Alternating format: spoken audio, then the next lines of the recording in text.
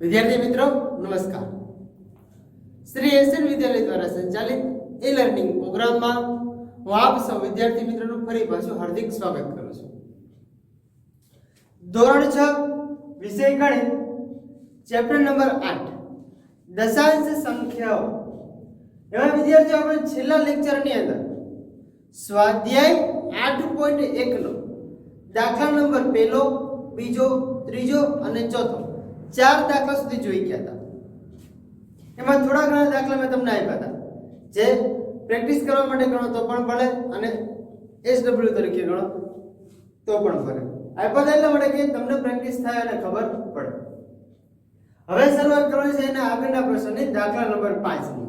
ચલો દાખલા નંબર 5 જોઈએ કે આપણને શું સૂચના સૂચવે છે। તો પ્રશ્ન નંબર 5 માં વિદ્યાર્થીઓ આપણને એવું કહે છે કે નીચેની દશાંશ સંખ્યાઓને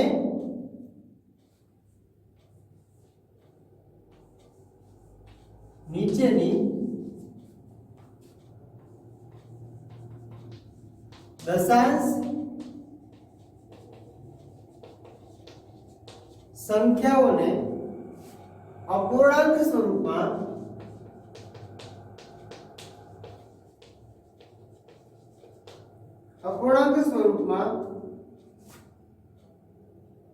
લખી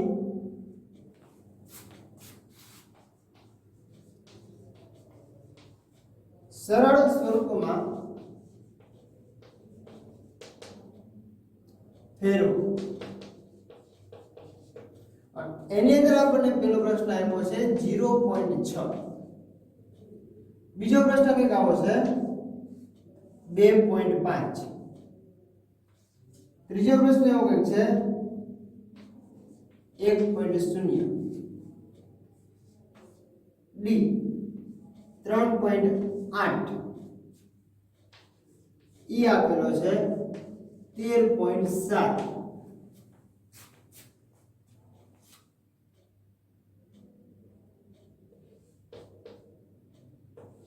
એફ આપેલો છે આપણને 21.2 અને જી આપેલો છે 6.4। આ પ્રશ્ન આપણને વિદ્યાર્થી આપેલો છે દાખલા નંબર 5। ચલો શરૂઆત કરીએ દાખલા નંબર 5 ની। ત્યારે નીચેની દશાંશ સંખ્યાઓને અપૂર્ણાંક સ્વરૂપમાં લખી સરળ સ્વરૂપમાં ફેરવો। આવો કંઈક પ્રશ્ન છે આ, બરાબર। હવે પહેલા તો દશાંશ સંખ્યા એટલે કે પોઈન્ટ વાળી જે રકમ છે, દશાંશ ચિહ્ન વાળી જે રકમ છે એને આપણે સાદા અપૂર્ણાંકમાં પહેલા લખીશું, બરાબર। તો જો તો 0.6 છે તો આપણને ખબર છે કે કોઈ પણ સંખ્યા આપેલી છે તો એમાં પોઈન્ટ પછી એક જ રકમ છે તો છેદમાં કેટલા હોય તો કે છેદમાં દશાંશ એટલે કે 10 હોય, બરાબર। અને ઉપર કઈ સંખ્યા લખો છેદમાં 10 આવે તો આપણને ખબર છે કે પોઈન્ટ પછી જો એક જ રકમ છે તો છેદમાં તો 10 લખી છે પણ ઉપર કઈ રકમ આવશે તો કે 6 આવી જશે, 6 ના છેદમાં 10। હવે કીધું આને તમારે સરળ સ્વરૂપમાં લખવાની। સરળ સ્વરૂપમાં એટલે તમારે અતિ સંક્ષિપ્ત રૂપ જે આવતું હોય એ લખવાનું, બરાબર। તો આપણને ખબર છે જો 2 × 3 કરો એટલે જવાબ મળે 6 અને 2 × 5 કરો એટલે જવાબ મળે 10। તો આ બે અંશ અને છેદના વહી જાય, વધે કેટલા 3 ના છેદમાં 5 તો કેટલા મૂકી શકાય આપણે 3 ના છેદમાં 5 એ આપણો જવાબ। રેડી? એના પછી 2.5 છે તો આપણને ખબર છે પોઈન્ટ પછી એક જ રકમ છે। મેં તમને શરૂઆતના પહેલા જ પાઠની અંદર કીધેલું કે દશાંશનું જે શરૂઆત રૂપ છે એટલે દશાંશની જ બધી છેદમાં 10 જ આવવાના છે, બરાબર। તો જો તો પોઈન્ટ પછી એક જ અંક છે, પોઈન્ટ પછી એક રકમ છે તો છેદમાં કેટલા આવશે? છેદમાં આવશે 10, પણ ઉપર કઈ તો કે ઉપર બે રકમ 25 થઈ જાય, 25 ના છેદમાં 10 બરાબર। બેયના ભાગ ઉડે છે આપણે કારણ કે સરળ સ્વરૂપમાં ફેરવવાનું છે, બરાબર। તો જો તો ઉડે છે 5 × 5 થાય અને એ પણ થાય 5 × 2 તો જો તો 5 5 અંશ છેદના વહી જાય, વધે કેટલા તો કે 5 ના છેદમાં 2 વધે ખાલી। આ સરળ સ્વરૂપ છે આ, બરાબર। એના પછીનો 1.0 છે તો આપણને ખબર છે કોઈ પણ રકમની પાછળ કઈ હોય તો 0.0 કરીને તમે હોય બરાબર તો અહીંયા મૂકી શકો 1 ના છેદમાં કેટલા મૂકી શકશો અહીંયા તમે 1.0 છે એટલે આખી આખી રકમ તમારો થઈ જશે કેટલી થાય કે પાછળ મીંડું જ છે ખાલી બરાબર તો અહીંયા તમે કેટલા આટલા મૂકી શકો ખાલી ડાયરેક્ટ 1 છે એમ રકમ કરી એના પોઈન્ટ પછી કઈ ન હોય તો શૂન્ય તો હોય ધારો કે 4 લખું છું ખાલી તો આની પાછળ કઈ નથી તો શું હોય ખાલી શૂન્ય તો હોય જ એટલે છેદમાં કે 10 મૂકવાની જરૂર છે નહીં એટલે સીધી રકમ તમે 1 મૂકી શકો બરાબર જો કોઈ રકમ આપેલી હોય તો તમારે પાછું મૂકવું પડે છેદમાં 10 બરાબર ચલો એના પછી 3.8 છે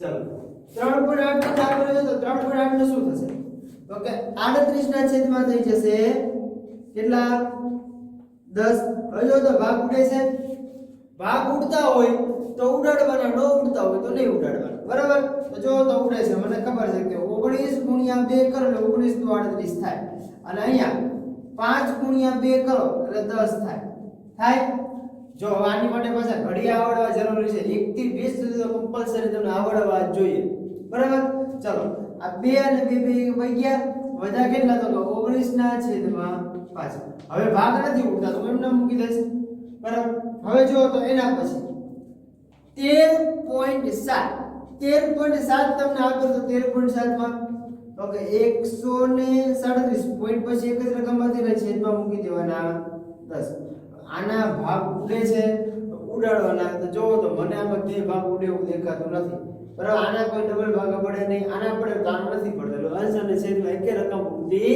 નથી તો આપણે શું કરવાનું 137 જે છે એમને મૂકી દેવાના એના પછી 221.2 છે ખાલી બરાબર તો એમાં પોઈન્ટ પછી તો આખી રકમ પેલા ભેગી કરી નાખો તો 212 થઈ ગયા એના છેદમાં મૂકી દો 10 કારણ કે પોઈન્ટ પછી એક જ રકમ હતી દશાંશ એટલે છેદમાં 10 મૂકવાના હવે જો પાછા શું કરો તો બંનેના ભાગ પાડશું તો કે 212 ના ભાગ પાડો તો કે 106 ગુણ્યા 2 થાય અને અહીંયા થશે તો કે 5 ગુણ્યા 2 થાય આ 2 ગયા વિધા કેટલા તો કે 106 ના છેદમાં 5 આ તમારો જવાબ પછી 106 ના ભાગ પડે છે 53 ગુણ્યા 2 કરો પણ 5 ના ભાગ નથી પડતા બરાબર એના પછી 6.4 છે બરાબર તો હું શું કરીશ તો કે 64 ના છેદમાં 10 મૂકી દઈશ ચલો 32 ગુણ્યા 2 આના તો અડધો ભાગ જ થઈ જાય જો તમે આવી રીતના પણ લખી શકો 64 ભાગ્યા 2 એટલે જવાબ મળશે 32 અને 10 ભાગ્યા 2 જવાબ મળે 5 પણ આપણે સીધો ભાગાકાર કરી દરેક ગુણાકાર મેળવીએ છીએ એટલે 2 ગયા એટલે કેટલા 32 ના છેદમાં 5 આ તમારો જવાબ આવડે બધા દાખલા મેં કરાવી નાખ્યા છે બરાબર પ્રેક્ટિસ તરીકે જો તમને SW માં આવે તો તમને આવડવું જોઈએ બરાબર આ તો આખો પ્રશ્ન નંબર 5 તમને ખબર પડી ગઈ કે સંખ્યા જે દશાંશ સંખ્યા છે ને અપૂર્ણાંક સ્વરૂપમાં ફેરવવા માટે તો કેવી રીતે લખી શકાય બરાબર હવે જોઈએ પ્રશ્ન નંબર 6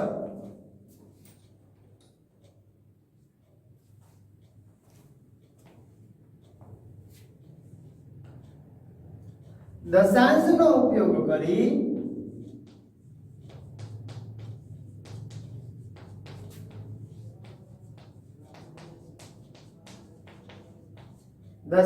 ઉપયોગ કરી નીચેના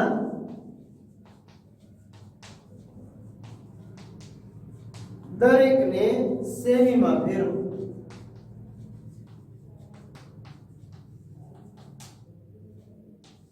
સેમીમાં દર્શાવો આવો પ્રશ્ન છે એમાં એ કરીને છે પેલો કે 2 મીમી પછી બીજો પ્રશ્ન છે બી 30 મીમી સી આપેલો છે 116 મીમી ડી આપેલો છે 4 સેમી અને 2 મીમી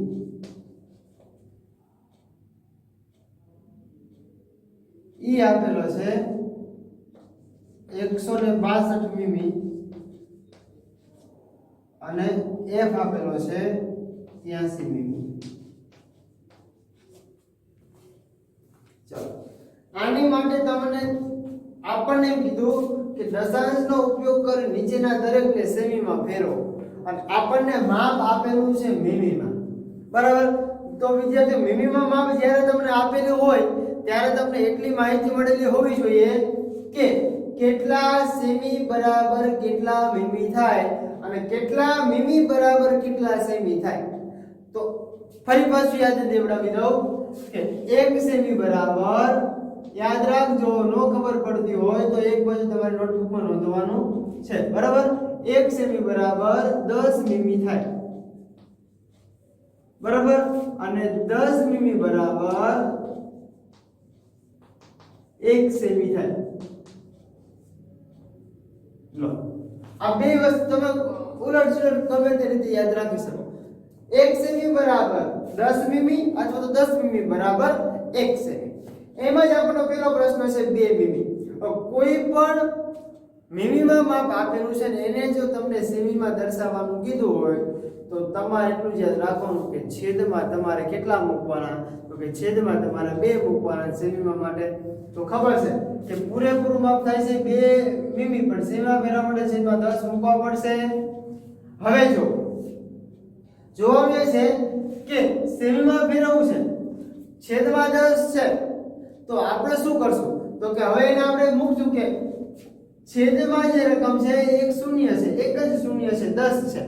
તો આપણે જે અંશ છે એમાં જમણી બાજુથી શરૂ કરી ડાબી બાજુ એક પોઈન્ટ ખસવાનો, એટલે એક પોઈન્ટ ખસે ને અહીંયા આવશે પોઈન્ટ, આગળ કઈ નથી તો શું આવશે? શૂન્ય. અહીંયા લખવાનું સેમી, 0.2 સેમી. મિમીને આપણે ફેરવી નાખ્યું સેમીમાં. ચલો બીજો પ્રશ્ન થોડોક જોઈએ. 30 મિમી આપેલું છે, જો સાવ સહેલું છે. 30 છે તો જોઈ લેવાનું 30 ના છેદમાં 10. ચલો હવે શું કરવાનું? તો ખબર છે કે 10 તરી 30 થાય, બરાબર? તો અહીંયા આપણે મીંડું તમે કાઢી નાખો તો પણ થઈ જાય એટલું. આ મીંડું ગયું, આ મીંડું ગયું, વધ્યા કેટલા ખાલી? તો કે 3 સેમી. કોઈ પણ રકમના છેદમાં કઈ ન હોય તો 1 હોય ખાલી, બરાબર? આ એક એકમ છે, આપણે એકની કઈ જરૂર છે નહીં, અથવા તો 10 તરી 30 કરો તો પણ ચાલે, બરાબર? એટલે આપણે સીધું ડાયરેક્ટ મીંડું ઉડાડે છે, 3 સેમી મૂક્યા છે. એના પછી આપ્યું છે 116 મિમી, એટલે અહીંયા લખશું આપણે 116 ના છેદમાં 10. તો હવે આપણે શું કરવાનું? તો આપણને એટલી તો ખબર પડી ગઈ કે છેદમાં 10 છે, તો શું? જો છેદમાં 10 હોય તો કે છેદમાં 10 છે તો જમણી બાજુથી ડાબી બાજુ એક પોઈન્ટ ખસી જવાનો, બરાબર? અહીંયા મને 116 આપેલા છે તો શું કરું કે જમણી બાજુથી ડાબી બાજુ એક પોઈન્ટ ખસ, જમણી બાજુ એક પોઈન્ટ ખસે એટલે મને મળશે 11.6 સેમી. છે ચલો હવે થોડું પછી ના કરતા બધા. ચલો 4 સેમી. તો આપણને બે રીતે દાખલો તમે કરી શકો. પહેલા આની જેમ રકમ શીખડાવું છું, 4 સેમી તો તમને આપેલું છે, બરાબર? 4 સેમી આપેલું છે તો અહીંયા મૂકી શકો. 4 સેમી આખા છે, એને વત્તા કેટલા છે? તો કે 2 ના છેદમાં 10 મિમી છે, બરાબર? 4 વત્તા આને કરી નાખો દશાંશ એટલે 0.2. પછી આ બેનો જો તમે સરવાળો કરવા જાવ એટલે જવાબ મળે 4.2 સેમી. અને જો તમારે એનો નો કરવો હોય તો તમને પાછો અથવાનો દાખલો કરીને બતાવું છું. 4. આ સેમીની વાત છે હો ભાઈ, આની વાત છે અથવાનું. જો ધ્યાન રાખજો 4 સેમી છે તો પેલા એને મિમીમાં ફેરવી નાખો, બરાબર? તો કે ખબર છે કે 1 સેમી બરાબર 10 મિમી, બરાબર? તો 4 સેમી બરાબર 40 મિમી થાય. તેથી 40 મિમી વત્તા બીજા કેટલા હતા? તો કે 2 મિમી હતા. 2 મિમી. કુલ મિમી કેટલા થયા? કુલ મિમી તમારે થયા 42 મિમી. હવે મિમી તો આપણે કુલ મિમી મળી ગયા ની જેમ જો તો મારે હવે સેમીમાં ફેરવવું તો અહીં તો મૂકી શકું.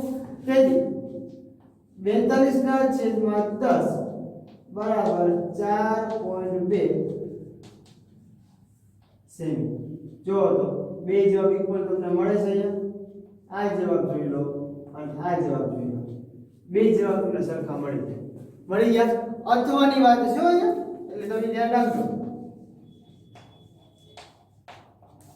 અથવાનું છે એટલે આપણે તરત ખ્યાલ આવી જાય ચલો એના પછી આગળ 162 મીમી આપેલું છે તો આપણે 116 નું જેવી રીતે કર્યું એ તો તમને આવડે હવે 162 ના છેદમાં 10 બરાબર શું આવશે તો કે 162 ના છેદમાં 10 બરાબર 16.2 સેમી સાવ છે એના પછી 83 ના છેદમાં 10 તો જવાબ મળશે 8.3 સેમી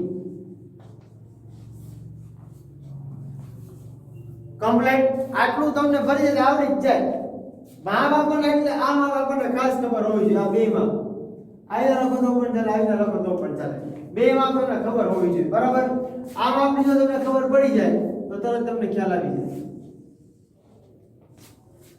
કોઈ પણ રીતે તમે યાદ રાખી શકો બરાબર ચલો આ પ્રશ્ન નંબર 5 અને 6 પૂરા હવે જોઈએ પ્રશ્ન નંબર 7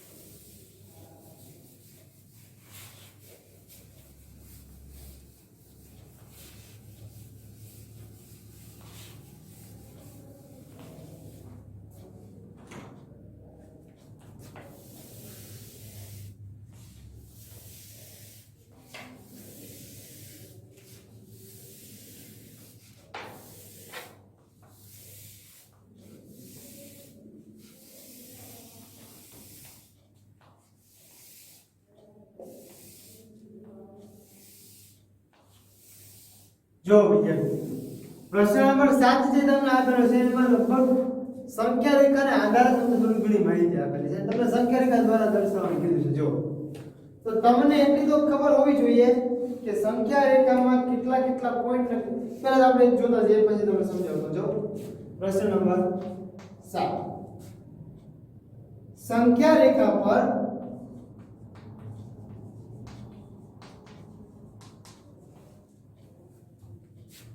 કઈ બે પૂર્ણ સંખ્યાઓની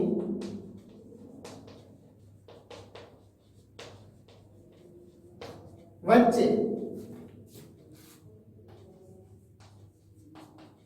નીચેની સંખ્યાઓનો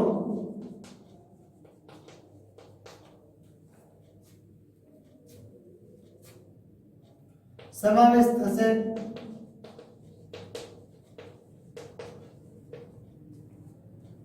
કઈ પૂર્ણ સંખ્યા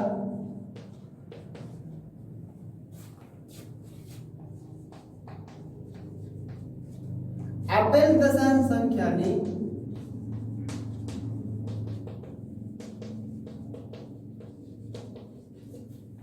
નજીક છે એમાં તમને પાછું જે સંખ્યા રેખા આપેલી છે જે તમને 12 પોઈન્ટ સુધી દર્શાવેલું છે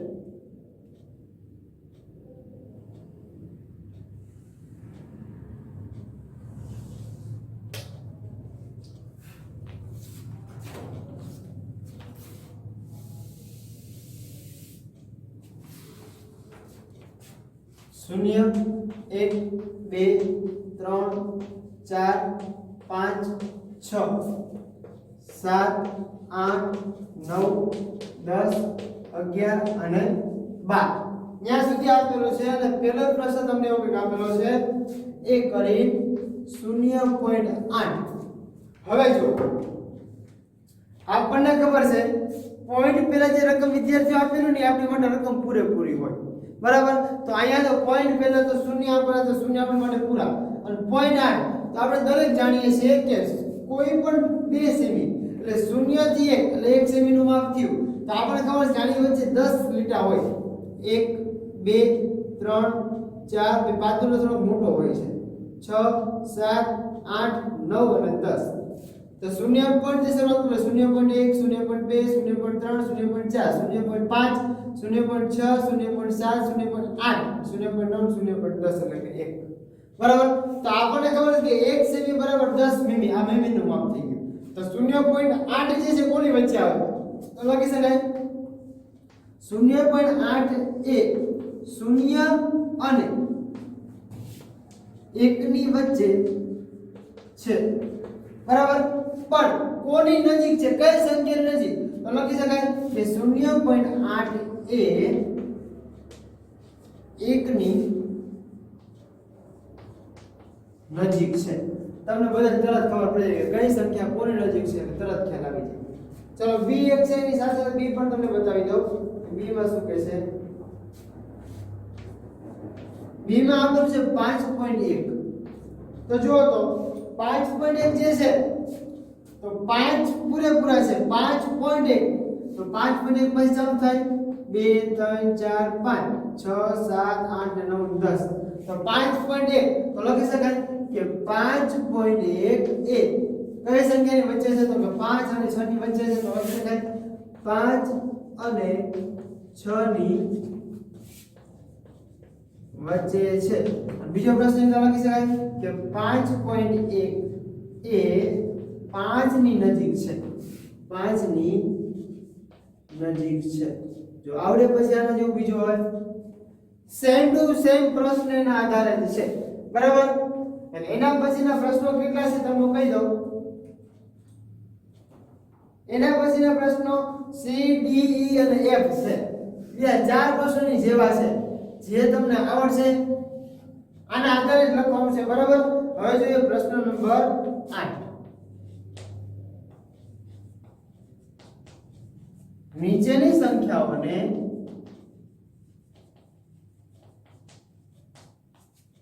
સંખ્યા રેખા પર દર્શાવો.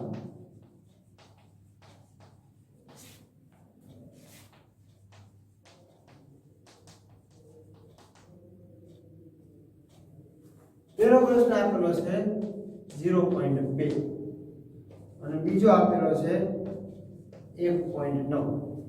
હવે આપણે કીધું કે સંખ્યા રેખા ઉપર તમારે દર્શાવવાનું છે બરાબર. તો સંખ્યા રેખા ઉપર આપણે દર્શાવવા માટે શું કરશું તો તમને બધાને ખબર છે સંખ્યા રેખા આપણને દોરતા આવડવી જોઈએ બરાબર. 0.2 વિદ્યાર્થીઓ આપણને આપેલા છે તો કે 0.2 જે છે કોના આધારે છે તો જોવાનું તો 0.2 જે આપણને આપેલા છે એના આધારે જો આપણે જોવા જઈએ અહીંયા પહેલા એક સંખ્યા રેખા દોરી દઉં છું.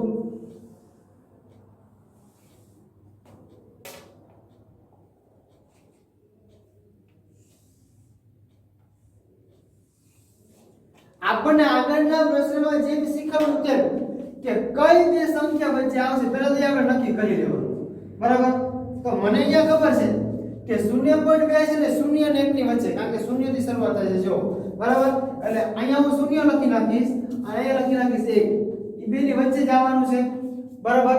જે બે સંખ્યા વચ્ચે આવશે બે પેલા પોઈન્ટ આજુબાજુ દર્શાવો. બંને વચ્ચે કેટલા ખાના હોય કેટલું માપ હોય તો કે 10 મીમી હોય એટલે કે 10 ઓલા હોય તો લખી શકાય 1 2 3 4 અને 5 6 7 8 9 અને 10 થઈ ગયા.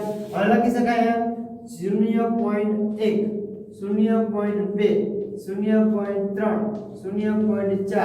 0.5 0.6 0.7 0.8 અને 0.9 અને 0.10 એટલે 1 થઈ ગયું. હવે જોવાનું એ છે કે આપણો જવાબ આપણને ક્યાં મળે છે તો જુઓ તો અહીંયા આપણને જવાબ મળે છે 0.2 છે 0.2 સંખ્યા રેખા પર દર્શાવવાનું છે અહીંયા તમારે દર્શાવવાનું છે.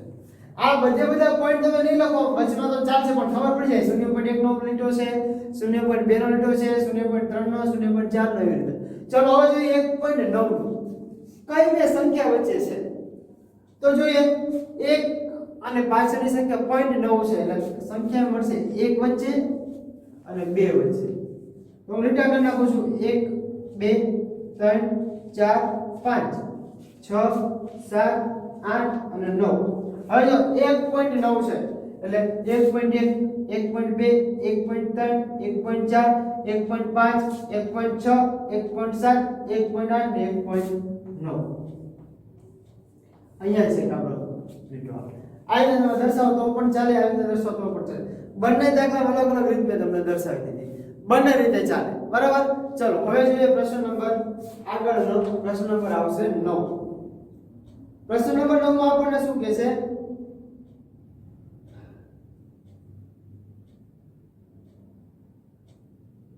પ્રશ્ન નંબર 8 ના બીજા બે દાખલા છે જે તમારે કરવાના છે પ્રશ્ન નંબર 9 ની અંદર તમને એમ સૂચવે છે જો સમજો છે સેલો પ્રશ્ન નંબર 9 છે એ પણ સેલો પ્રશ્ન છે અને એના પછીનો 10મો જે પ્રશ્ન છે એ પણ તમારો માટે સાવ સેલો છે છતાં હું સમજાવી દઉં છું ચાલો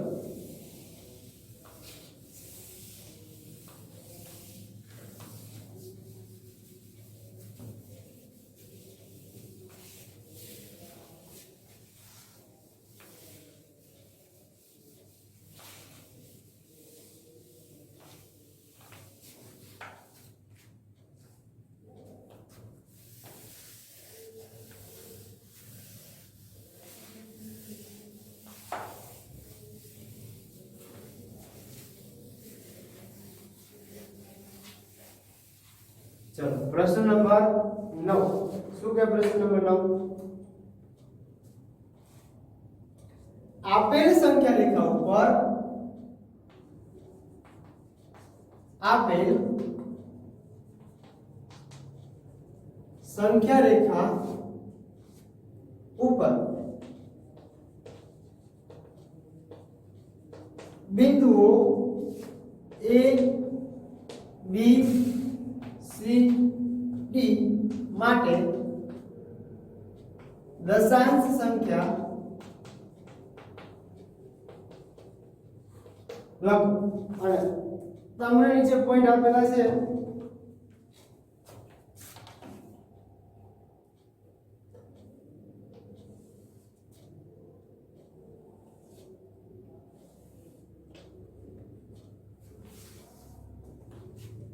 તમને આવી રીતે પોઈન્ટ આપેલા છે એની શરૂઆત કરી પહેલા 0 છે પછી 1 સુધીનું છે પછી 2 સુધી છે અને છેલ્લે 3 સુધી છે દરેક વચ્ચે તમને લીટા આપેલા છે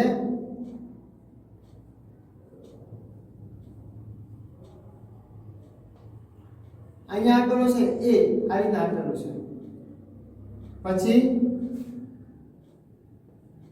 અહીંયા આપેલા છે B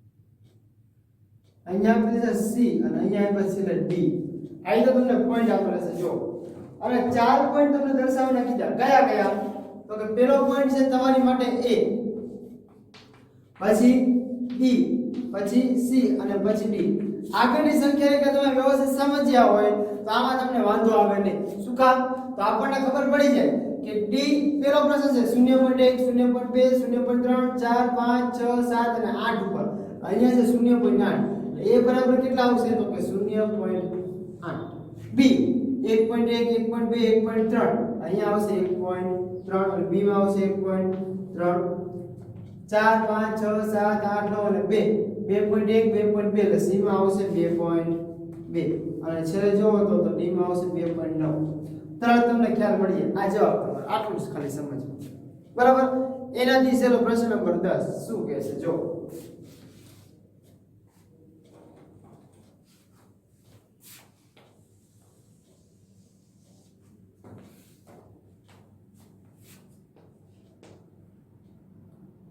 દસમાં એ આપેલો છે કે રમેશની નોટબુકની લંબાઈ રમેશની નોટબુકની લંબાઈ 9 સેમી અને 5 મીમી છે. સેમીમાં તેની લંબાઈ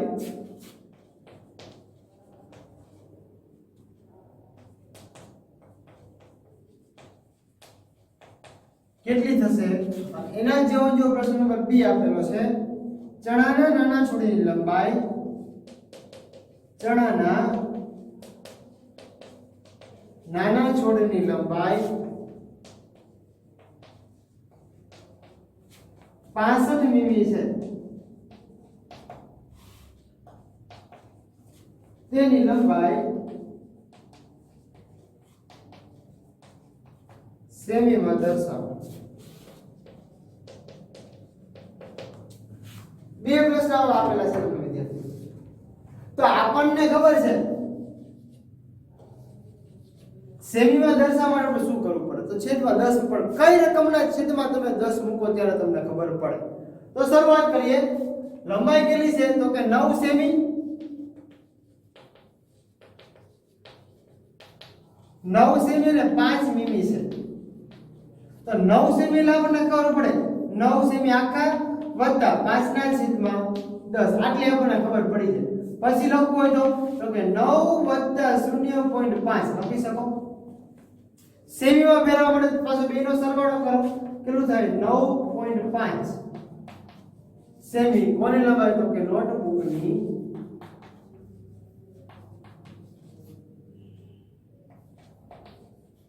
લંબાઈ હશે. છે સહેલો પ્રશ્ન. આગળ તમે મીમીઓથી તમને એમાં ડાયરેક્ટ રકમ આપેલી હતી, આમાં તમને થોડી વ્યવહારિક રકમ આપેલી છે કે કઈ કેટલી રકમ થશે. ચલો બીજો પ્રશ્ન. ચણાના નાના છોડની લંબાઈ, તો લંબાઈ તમને આપેલી છે કેટલી? 65 મીમી. તો બધા જાણો છો શું કરવાનું? સેમીમાં ફેરવવાનું. તો 65 ના છેદમાં 10 બરાબર 6.5 સેમી. કોની થશે? તો કે ચણાના નાના છોડની